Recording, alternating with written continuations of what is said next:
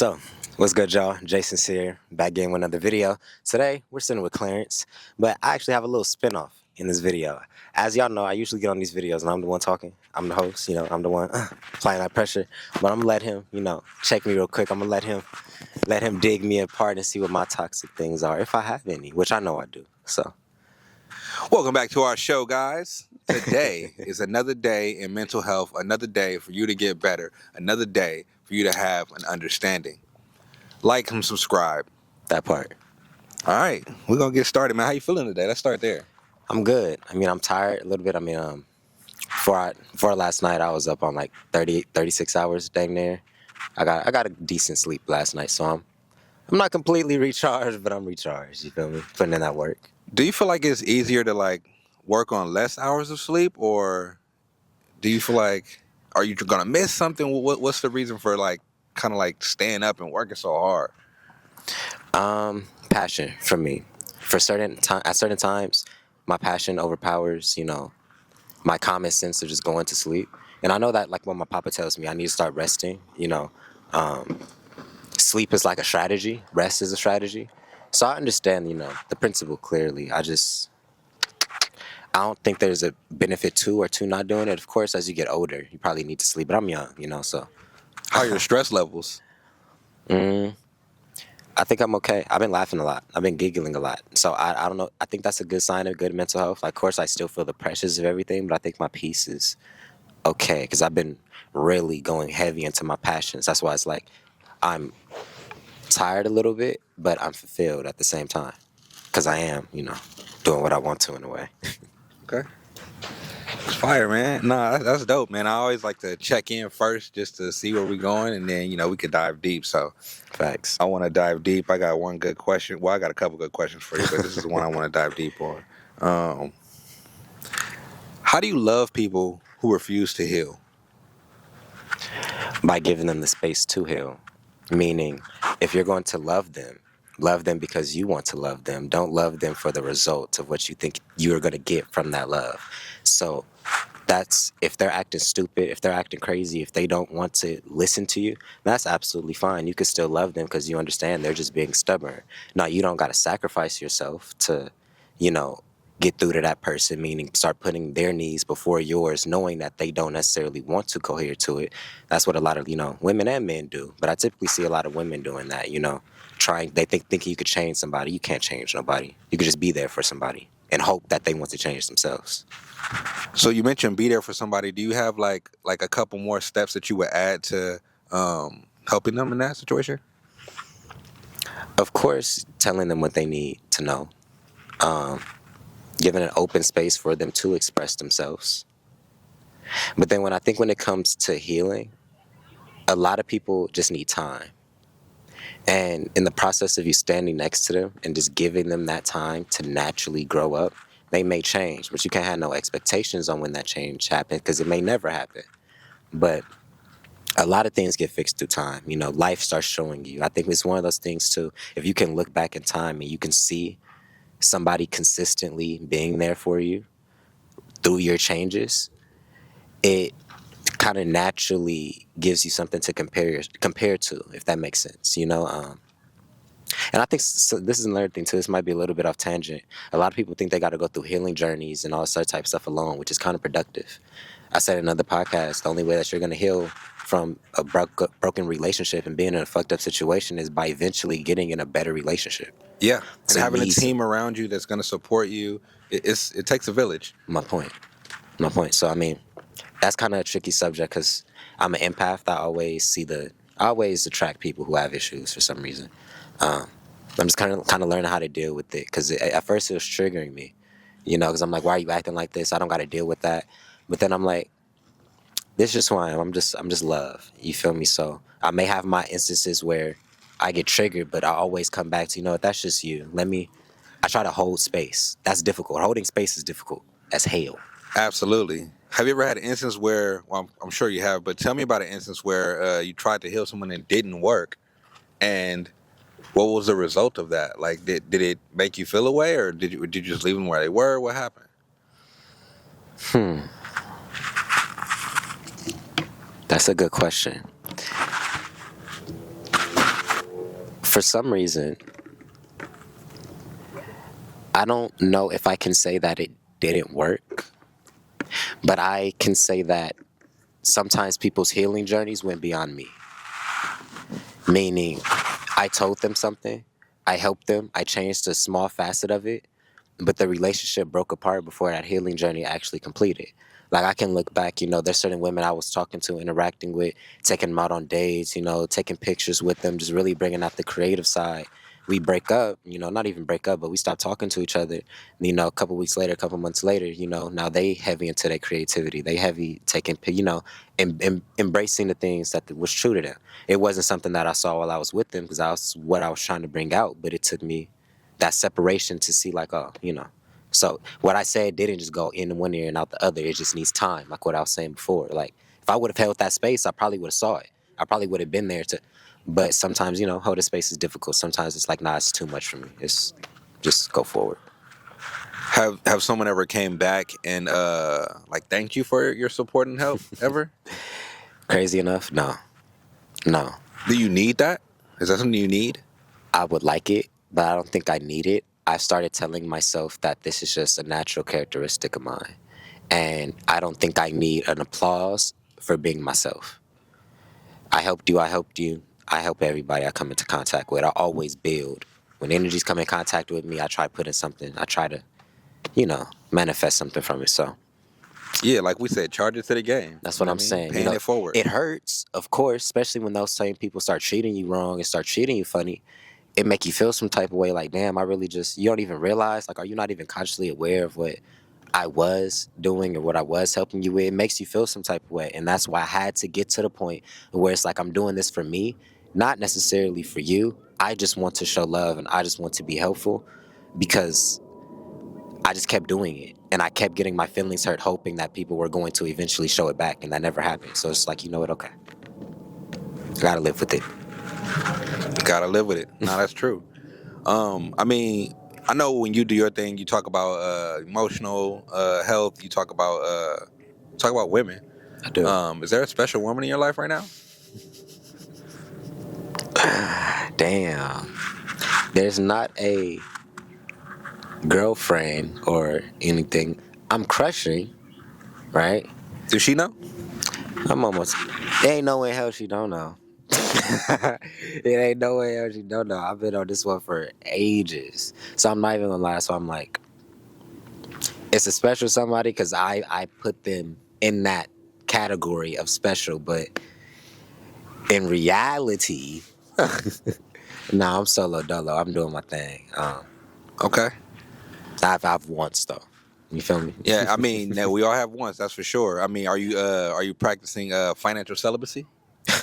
Yeah, now I am. I mean, not look. Okay, see, I gotta be honest with you. I'm a little trick. No. I'm not a trick, but I don't think buying food or something like that is tricking. I needed to feed myself, and I think it's a good time. Like I'm not like. I think financial literacy, or not financial literacy, but Financial celibacy. financial celibacy, right? Yeah. Is more like I'm not about to take you on no trip. I'm not about to pay no bills. Mm-hmm. I'm not about to do no heavy lifting. But I mean basic like life shit. Like You a pair of hair and nails? no, Okay. I'll pay for us to go eat. Since you're eating with me, I will pay for what was big for what Okay, the was, food. or I will. You feel me? You want to go to see? Let's smoke, whatever the case may be. I'll buy the weed or something like that. You feel me? Standard nourishment. You get what I'm saying? Like the basic necessities. I don't view that as tricking. But so many dudes out here, they be like, man, she not getting nothing out my pocket. I'll take her to Wendy's. Nigga, you didn't even want to eat at Wendy's. Oh God. You get what I'm You saying? ate at Wendy's for her. That's what I'm saying. You lowered your standards just to dog her. I don't think that's. That's what I'm saying. But I trick, but I don't. The only person I've tricked on was that one special one that I'm talking about. But that was ages ago. What was the most you spent in tricking, in a situation of tricking? I'm not gonna lie. See, I was never no rich nigga, so I never had no G's to go drop on no girl. Okay. But I at least dropped at least like 150, maybe. 150 in one sitting. Yeah, I'm one sitting, just gifts and stuff like that. You feel me?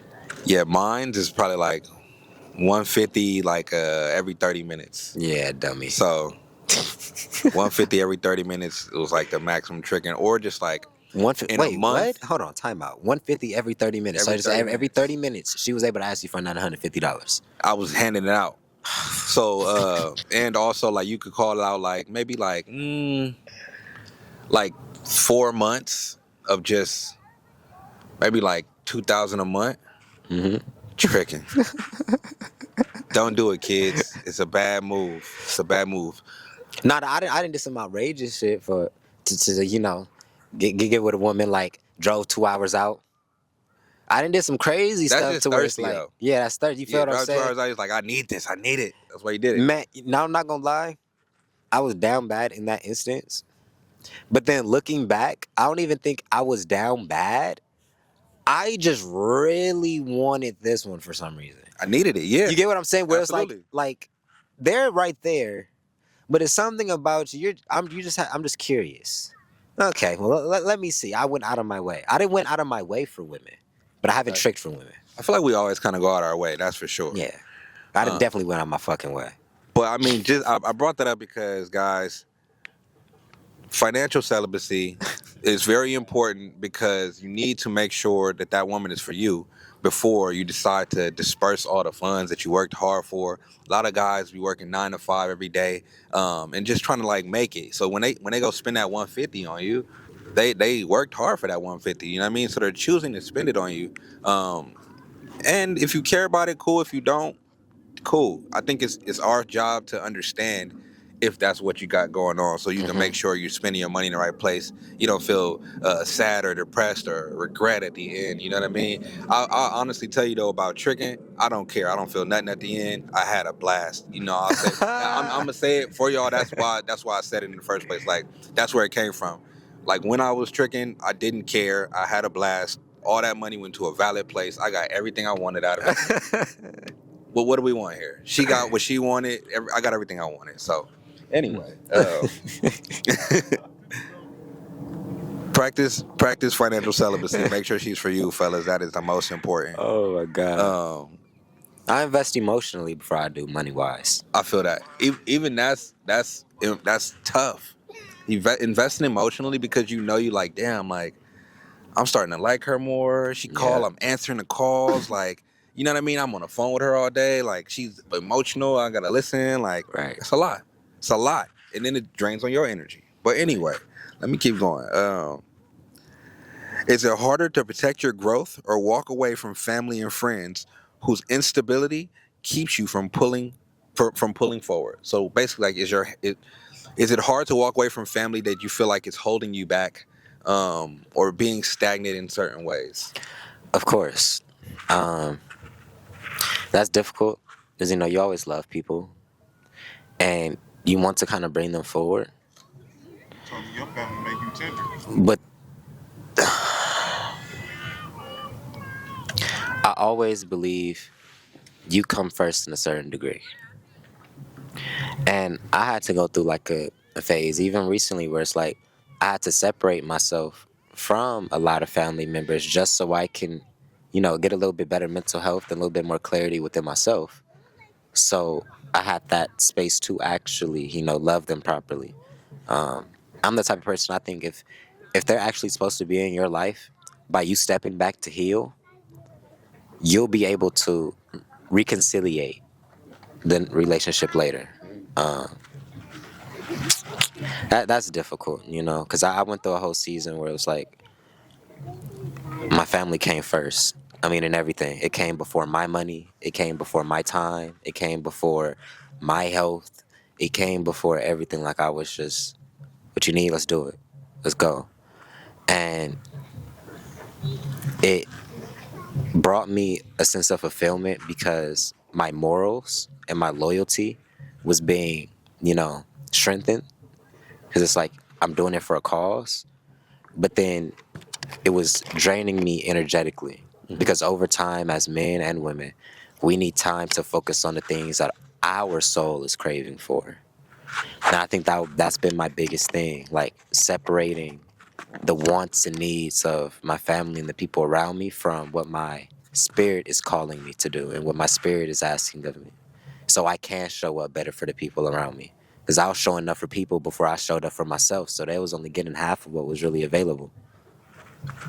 Yeah, I mean, I totally understand that. You know, one time one of my uncles, he was a really bad alcoholic. You know what I mean? And he would drink so much. And one time I went into the studio and he was in my studio session and he was like, while I was rapping in the booth, he was like rapping over me. And this is my uncle. I look up to him. You know what I mean? Like the reason I dress how I dress is because of him. So like I look up to him. I'm in the booth. I'm trying to rap. And this is my first time ever rapping. Right. And not first time ever, but the first stint of me doing it. And he was rapping while I was rapping, and it was throwing me off. It was throwing the whole room off. And I came out and I sat there with him for a little bit, and I was like, "Yo, you fucking disappointed me, man. You fucking disappointed me, man." He older than me. It's my uncle. Yeah. You fucking disappointed me, man. I'm in here. I'm trying to make something of myself. I'm spending my money. And you in here and you interrupted my session. You don't have to do that. You can support me. Right. If you want to support me, you love me. What you're going to do is come in here and shut the fuck up for real. Not like that, but like that. You know what I mean? Like, no, it's have completely respect like for my that. time. Have respect for what we got going. You could sit here and get drunk if you want to, but respect what we got going. You don't respect that. You know what I mean? Out of pocket. So I had to distance myself from that uncle. You know what I mean? Like, I had to distance myself. And I feel terrible because not moments later, but years later, he passed away. Oh. You know what I mean?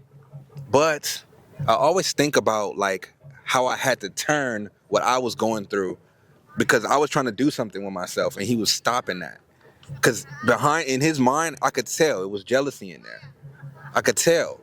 But he didn't know how to deliver that to me or speak to me or let me, hey man, like let me rap too with you. Hey man, I like what you're doing. Like let me be a part of this. You know what I mean? He didn't know how to deliver that. So therefore I had to cut him off. And I felt bad about it, but in turn though, it made me understand how to be direct with my friends and family. So I'll just say that to say like, man, cutting people off is difficult. How did you deal with like the grieving process of that? Like feeling like you had conversations or words unsaid. Well, no, I feel like I said everything. That's the point. Oh. I feel like in that conversation, I gave it to him. But you said you kind of felt bad years later because he passed afterwards. Do you feel like It's because he was drunk. That's why I feel bad, because Oh. he passed because he was a drunk. What I said was needed. Yeah. What I said, I paraphrased what I said. Yeah. What I said was definitely needed, though. He needed to hear his nephew telling him, dog, we trying to do something to make money here and you ruining it. You don't have to. You can be a part of it, but be supportive, be helpful. Don't be a hindrance to what we got going. You know what I'm saying? I do. So that's why I asked the question initially is like, if you ever had to cut a family member off because of something like that, it's kind of like, you don't got to tell me the family member. I'm just saying. I cut family members off too, but I always cut people off because of energy. Like what you're saying, like the energy you're bringing isn't cohesive. I pay attention to things like if I'm around you and my stuff start breaking, Stuff start coming up missing. That's what I'm saying. It's like even if you didn't take it, just the energy of loss is surrounding you. Let me just back up. You feel me? Or like my mental, like is this person taking too much energy, and is the energy that I'm giving them producing good results, producing, forward progression? I'm selfish with my energy in a way because I give a lot. So it's like I have a select few that I give to, but then when I usually give them the whole thing. And it's teaching me that I need to pick people who can pour back into me because it's just a natural characteristic of me. I'm going to pour into you. So I would hope the people around me. One can only hope. One can only hope. I mean, that's dope. That brings me, this is a curveball question, but this is based off what you do every day. As far as being a content creator, how much of your mental health is occupied by success, and then on the flip side, failure?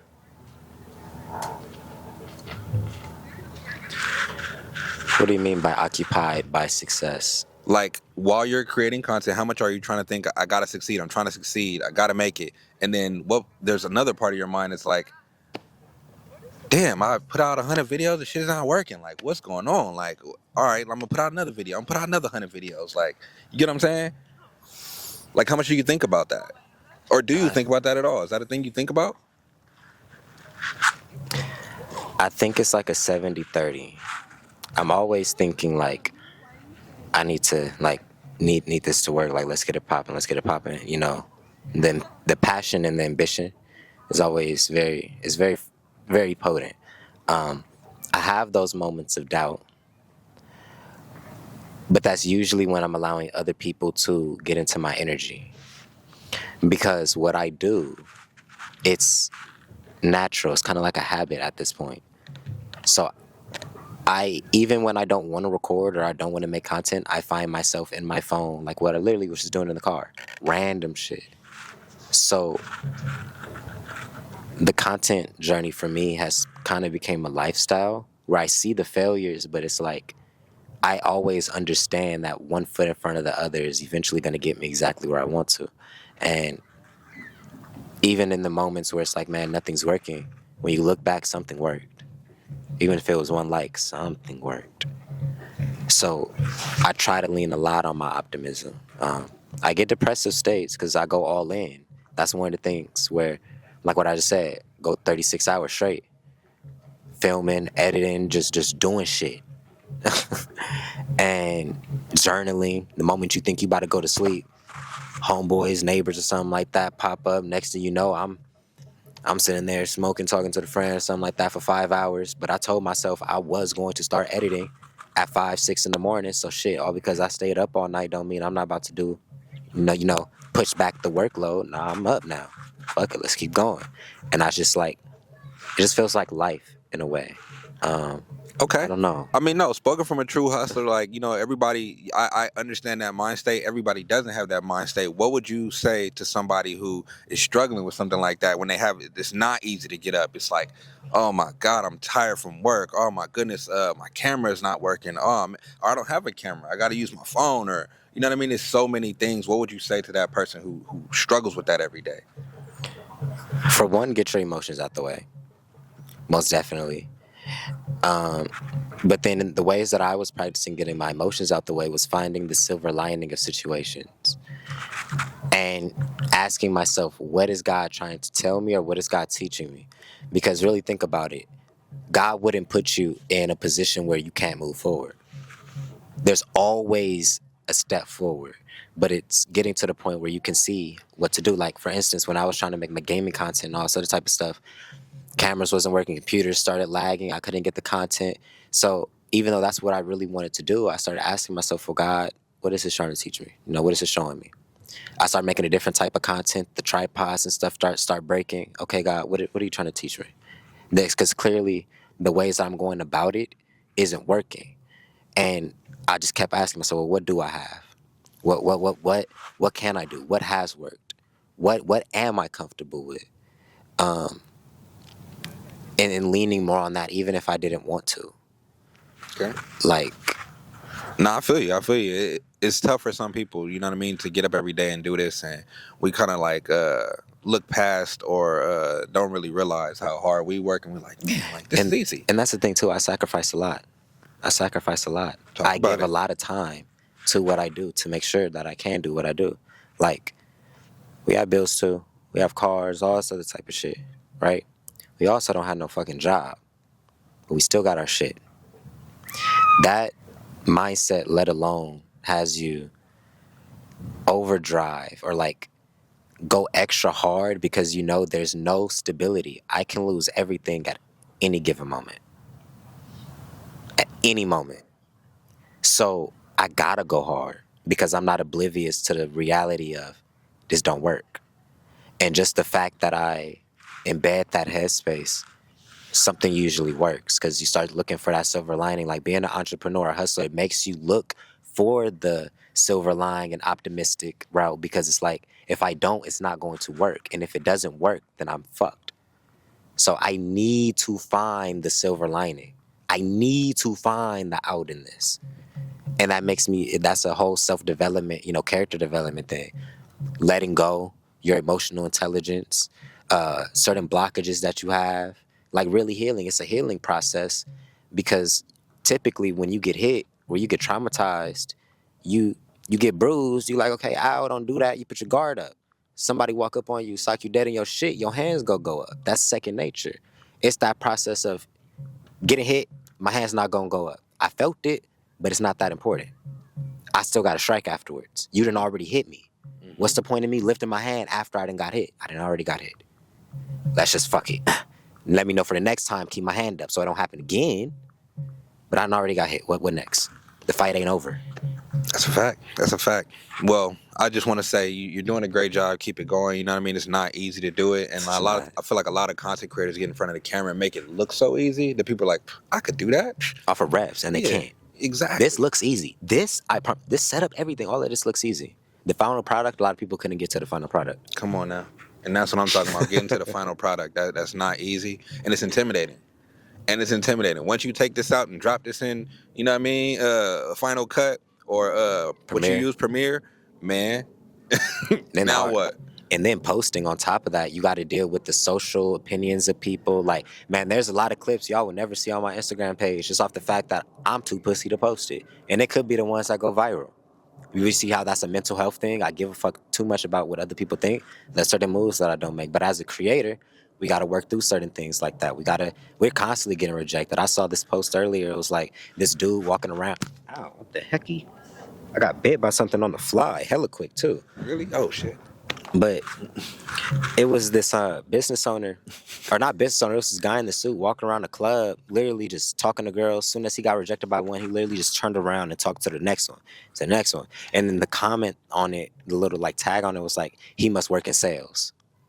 That correlation was like, oh, I didn't even correlate that like that. Because when you're in sales, you get used to rejection. Oh, you told me no. This didn't work. I didn't get what I wanted. Fine, whatever. What next? Yeah, in fact, when you're in sales, you start to really understand what actually works, and it never doesn't work for you. When it doesn't work, it's more like I missed a step. Right, exactly. Yeah. Exactly. I always try to bring that perspective in because I hate to view myself as a victim to a situation again. I don't like that at all. I'm the type, if this ain't working, 3 minutes, thank you, Dre. That's probably If the wrap it too. if this ain't working, then I'm clearly doing something wrong.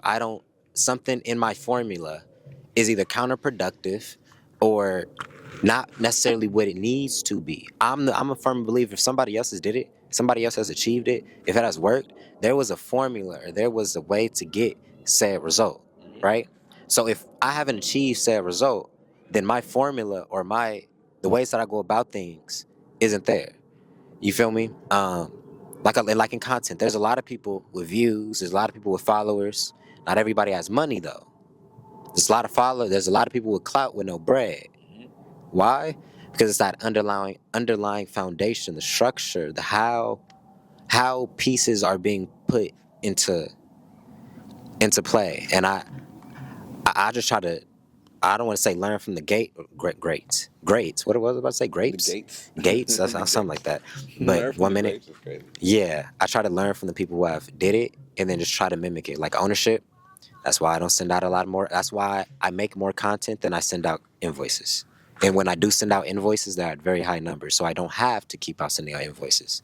Because the it's linked more on ownership and understanding the underlying pieces. If you own something, shit, if you get rich, you might not have to move again for the rest of your life because you own it. Man, with that being said, give us some last words. That was 'Cause fire. the camera's about to go off. So I love y'all.